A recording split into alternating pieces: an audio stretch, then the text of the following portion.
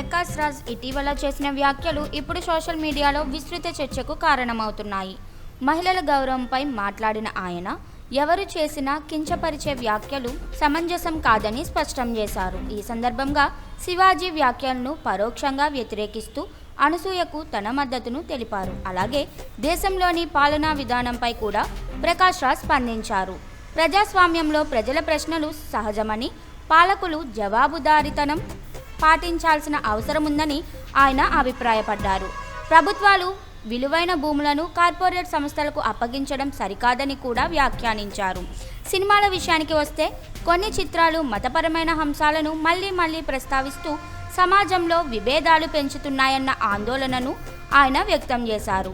ఈ వ్యాఖ్యలతో ప్రకాష్ రాజ్ మరోసారి ప్రజా చర్చలో నిలిచారు.